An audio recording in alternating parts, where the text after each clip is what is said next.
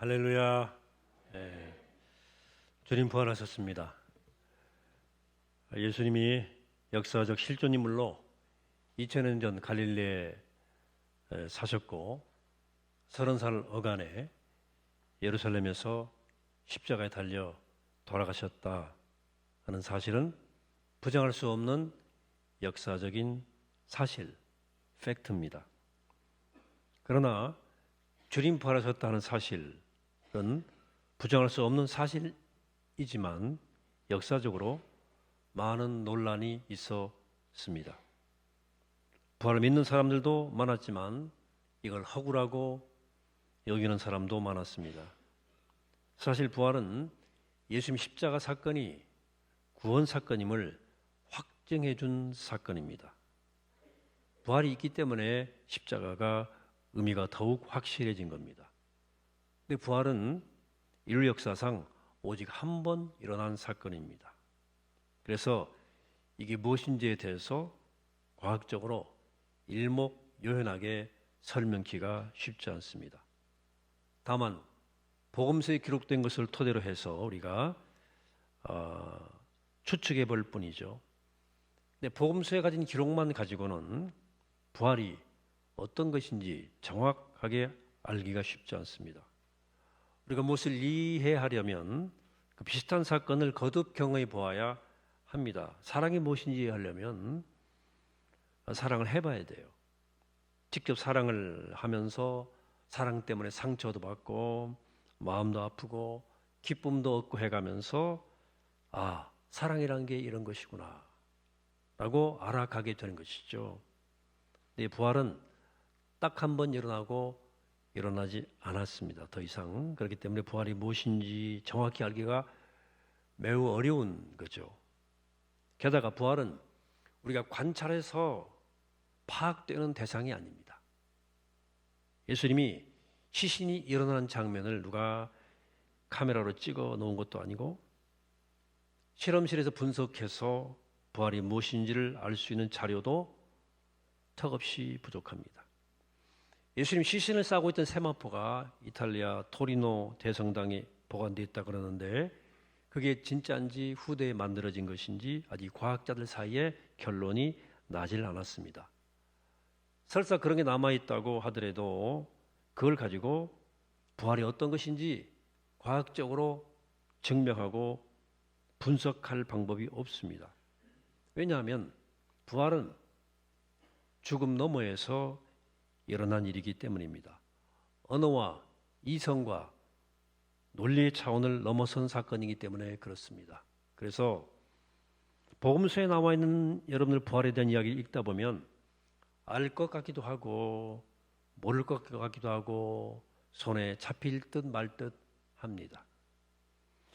이렇게 한번 비유해 보면 어떨까 싶어요.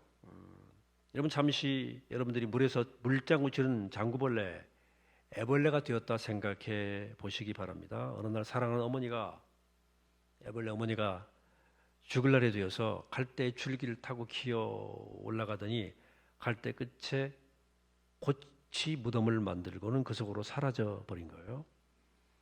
어머니를 너무도 사랑한 애벌레는 매일 그 갈대 줄기로 올라가서 저 멀리 있는 어머니의 고치 무덤을 보면서 슬퍼합니다.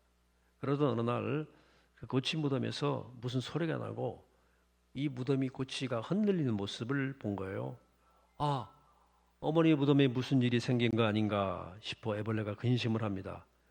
며칠 동안 그러더니 어떤 하얀 물체가 어머니 고치 무덤으로부터 나와서 공중으로 확 날아가는 거예요. 애벌레가 무슨 일인가 싶어가지고 죽을 힘을 다해서 막 어머니 고치 무덤까지 기어 올라갔어요. 가보았더니 그 고치 무덤에 구멍이 나 있고 속을 들여다보니까 텅 비어 있는 거예요. 애벌레는 어머니 그 죽었다고 생각하는 그 몸이 무언가로 편해서 공중으로 날아갔구나 이렇게 생각을 했어요. 무슨 일이 일어나는지 이해할 수는 없지만 분명히 어머니의 몸에 변화가 일어났다는 만큼은 사실만큼은 분명히 본 거예요. 분명했어요. 애벌레가 너무 놀랍고 또 한편 기쁘기도 해서 잘대주기 끝에서 공중 낙하해서 물속으로 붕덩 들어옵니다. 그리고 가족과 친구들 다 불러놓고는 그 소식을 알립니다. 애벌레는 그 갈대 줄기 끝에서 자기가 본 것에 대해서 말하지만 듣는 사람들은 제가 지금 횡설수설한다 이렇게 느끼는 거죠. 어머니의 그 시신에 분명히 무슨 일인가가 일어났는데 그것이 무엇인지 알 수 없으니 자세히 설명할 수가 없는 거예요. 애벌레가 할 수 있는 일은 단지 어머니의 그 죽은 몸에서 어떤 일이 일어났다는 것, 그래서 어머니가 죽은 것이 아니라는 것, 그리고 그러므로 고치 무덤이 우리 애벌레들의 생의 종말이 아니라는 것, 그 정도밖에는 말할 수가 없는 거예요. 그러니 그 사건을 보지 못한 다른 애벌레들은 그 말을 듣고 귀신 신나라가 없는 소리 하고 있네 라고 코웃음 쳤을 것입니다. 바로 이것이 부활에 대해 겪어했던 제자들의 상황입니다. 자, 예수님 무덤이 비어있는 것을 보았던 사람들 분명히 있었어요. 그리고 부활하신 예수님 만났던 사람들은 분명히 예수님 죽으신 몸에 어떤 일이 일어났으면 분명해요. 그걸 알았어요. 옛날 몸으로 돌아간 게 아니거든요. 홀령이 또 살아나 움직인 것도 아니에요. 꼭꼭 걸어둔 잠근 방에 예수님이 호련히 쓱 나타나셨잖아요. 또 호련히 사라지는 거예요. 이게 홀령처럼 보이는데도 또 음식도 막 드시는 거예요. 또 그분의 몸에 십자가 사건으로 처형으로 인해 세계적인 흉터가 선명히 남아있다 그랬어요. 도무지 듣지도 못하고 보지도 못한 일이 일어난 거예요. 그들은 경험한 그대로를 할 수 있는 대로 정확히 전달하려고 노력을 했습니다. 기록도 남긴 거예요. 근데 듣는 사람, 보는 사람들이 쉽게 이해할 수가 없었어요. 이해할 수가 없으니까 믿기도 어려웠던 거예요. 그러니까 그것을 전설이라고 신화라고 치부하는 사람들이 생겼고 심지어 제자들이 날조 해낸 조작이라고 깎아내리기도 했던 겁니다. 또 어떤 사람들은 제자들의 마음에 환각 현상이 일어났다고 말해요. 혹 너무도 큰 심리적 트라우마 때문에 그것에 대한 디펜스 메커니즘, 방어 기제로서 스스로를 그렇게 속일 수밖에 없었다고 설명합니다. 죽어서 상사된 예수님의 시신이 신령한 몸으로 변화되었다는 주장만큼을 인정할 수가 없다는 것이 현대에 믿지 않은 사람들의 생각입니다. 그러나 엄밀히 말하면 제가 계속 말씀드릴 텐데요. 죽어 장사된 예수님의 시신이 신령한 몸으로 변화되었다고 하는 것밖에는 부활의 어간에 일어난 변화를 설명하는 길은 없습니다. 한번 하나씩 따져봅시다. 제자들이 예수님의 시체를 훔쳐다가 놓고 부활했다, 그리고 조작했다고 주장하는 사람들이 있어 왔어요. 자, 제자들이 예수님 시신을 몰래 훔쳐놓고는 예수님 부활했다고 선전하고 다녔다고 칩시다. 유언비어죠? 그렇다면 제자들은 왜 자신들이 날조한 그 사실을 위해서 목숨을 바쳤을까요? 여러분, 자신이 날조한 사실에 목숨 바친다는 얘기는 그 목숨보다 더 큰 그것을 통해서 얻을 수 있다는 그런 전제에서만 가능한 일인데, 그들이 이 부활 소식을 전하면서 얻을 수 있었던 것은 고문이고 죽음밖에 없었습니다. 근데 그들은 그걸 전했어요. 이 설명은 맞질 않아요. 두 번째는 예수님이 실신했다가 깜빡 실신했다가 서늘한 무덤에서 사흘 동안 있으면서 회복이 되어서 무덤을 열고 나와서 내가 부활했다고 말씀을 했다고 주장했다. 이 말씀했다는 이 주장하는 사람들이 있어요.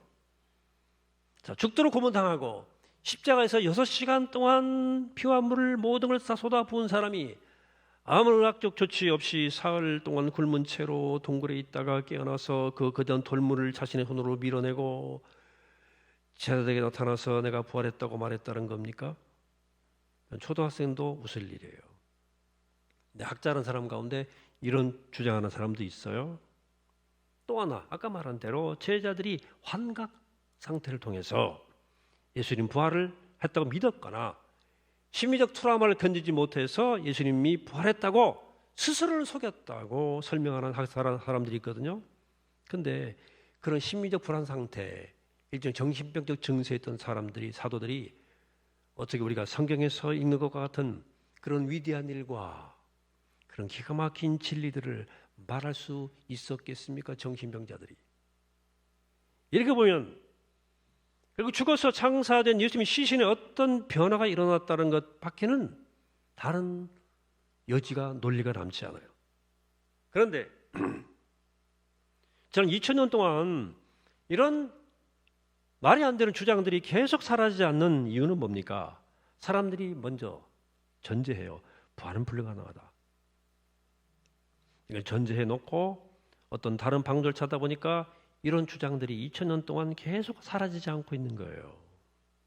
제자들은 부활하신 예수님을 만나고도 한참 동안 부활이 무엇인지, 예수님이 어떤 일이 일어나는지를 완벽히 정리를 못했어요.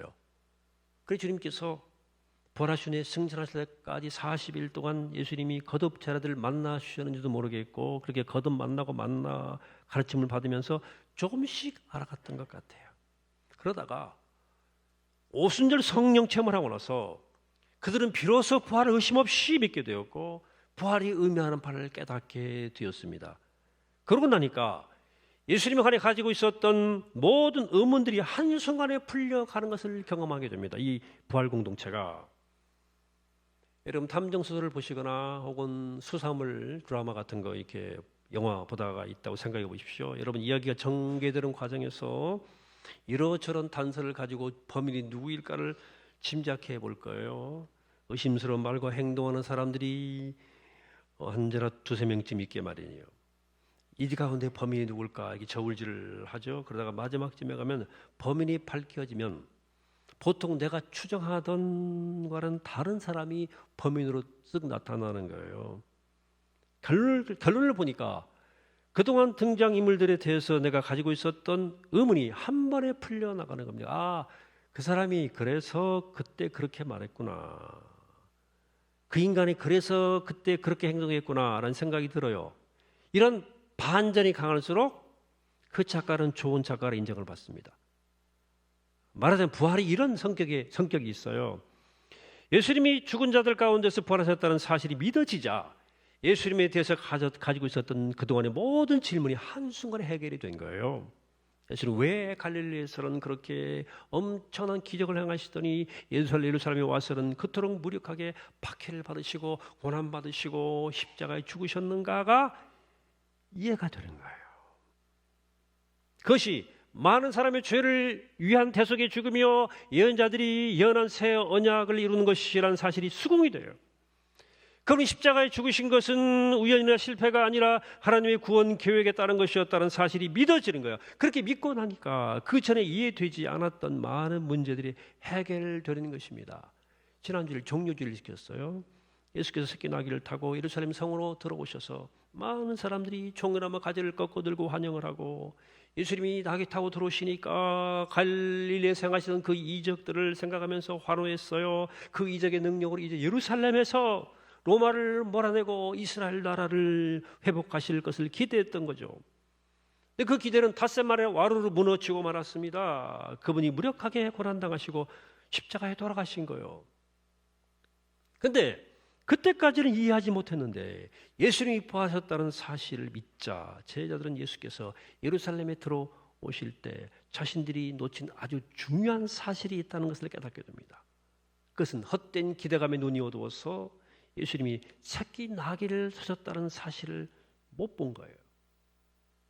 부활을 믿고 나서야 그들은 예수께서 백마를 타고 오신 것이 아니라 새끼 나귀를 타고 오셨다는 사실을 기억하게 되었고 그걸 기록했고 그것이 스게랴 예언자의 예언을 성취한 행동임을 알게 되었던 거예요. 그 행동은 십자가에 죽으실 것을 예고하는 행동이었다는 사실을 라고 깨닫게 된 건데 이건 하나의 예일 뿐이고요. 예수님 탄생부터 죽음의 이르기까지 모든 사건과 이야기들은 부활의 렌즈로 조명한 겁니다. 부활에 대한 믿음을 통해서 제대로 기록이 된 거예요. 그래서 바울 사도는 부활 위에 기독 신앙이 모든 것이 걸려 있다고 이렇게 말합니다. 오늘 15장 14절 함께 합독해 볼까요? 시작. 그리스도께서 만일 다시 살아나지 못하셨으면 우리가 전파하는 것도 헛것이요 또 너희 믿음도 헛것이며 17절도 이렇게 말합니다. 함께 합독합시다. 시작. 그리스도께서 다시 살아나신 일이 없으면 너희의 믿음도 헛되고 너희가 여전히 죄 가운데 있을 것이요. 바울의 체험적 고백입니다. 바울은 예수님이 어떤 말씀하셨고 어떤 일 하셨는가에 대해서 이미 알고 있었어요. 예수를 추종하는 인간들이 뭐라고 소문을 퍼뜨리는지 알고 있었어요. 잘 알았기 때문에 방면하기 위해서 그들을 방면하기 위해서 앞장서 받게 했던 사람입니다. 그러다가 부활하신 예수를 만나게 된 거예요. 그 사건을 통해서 십자가에 달리셨던 예수님이 진실로 죽은 자들 가운데서 부활했다는 사실을 믿게 되었고 그 믿음은 그의 인생을 여정을 180도 뒤집어 놓았습니다. 그래서 이렇게 단정적으로 말하는 거예요. 제가 신학교 시절에 잠시 동안 예수님이 부활이 필요 없는데 굳이 왜 부활하셨을까라고 생각한 적이 있었어요. 한때. 왜냐하면 예수님 십자가에 달려 죽으심으로 새 언약이 맺어졌고 그리고 그 주님의 희생으로 우리의 모든 죄가 다 해결되었다면 예수님 십자가에 달려 죽는 것으로 다 이루어진 건 아닌가 하는 생각이 있었어요. 요한복음에 보니까 예수님 십자가에 달려 돌아가시면서 다 이루었다. 테텔레스타이 그랬거든요. 그것으로 완결된 거 아닌가. 왜 굳이 부활이 필요했을까 하는 생각을 했었습니다. 그때는 제법 그럴듯해 보이더라고 내 생각이.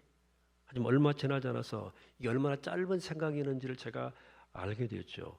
이런 부활이 안 일어났다면 아무도 주님의 죽음이 그런 것이었음을 인정하지 못했을 것입니다.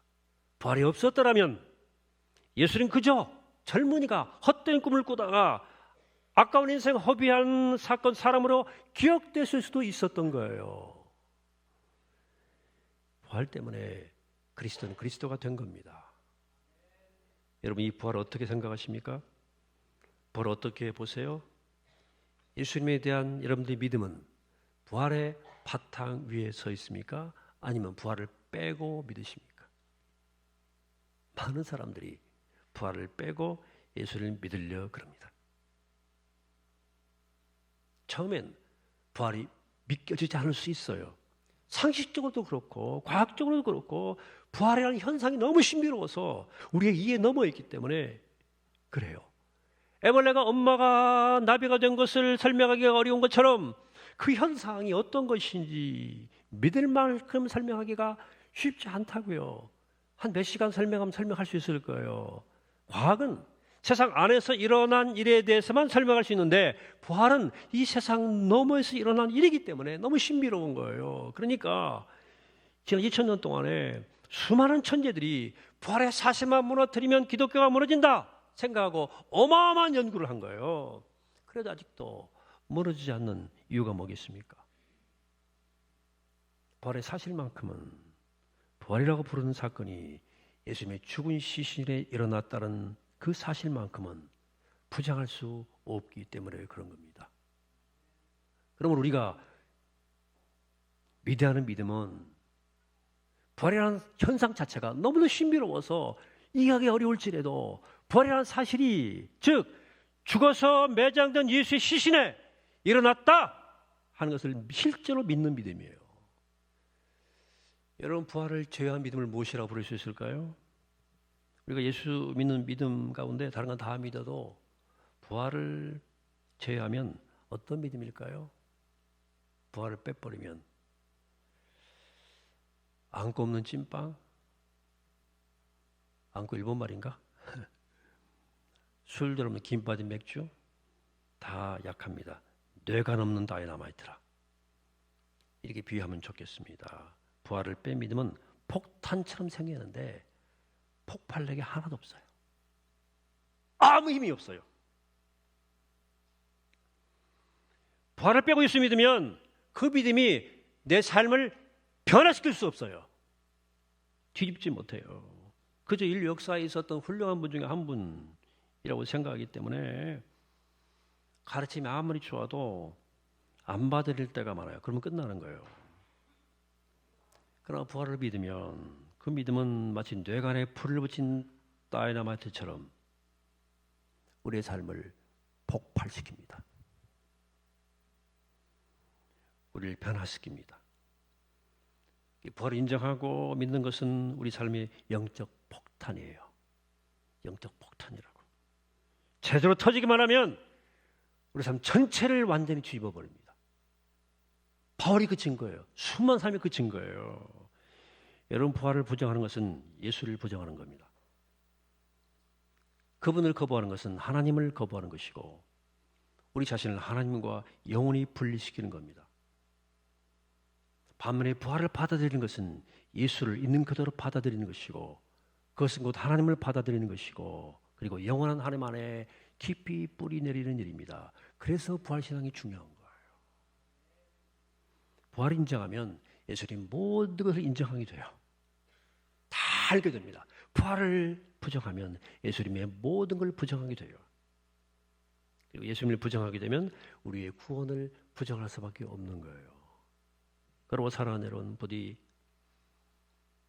부활의 사실 인정하는 믿음으로 우리의 믿음의 뇌관에 불을 붙이게 되시기를 축복합니다. 우리 믿음이 아무 힘면 무력한 믿음이 아니라 수십 년 믿어도 아무런 변화가 없는 믿음이 아니라 속으로부터 우리 삶을 변화시키는 그런 폭발력을 지닌 믿음으로 자라기를 이 시간 주임으로 간절히 축원합니다. 기도하겠습니다. 거룩하신 아버지 하나님, 주님 부활하셨습니다. 어둠을 뚫고 죽음을 뚫고 매장된 주님의 시신에서 부활 사건이 일어났음을 믿습니다.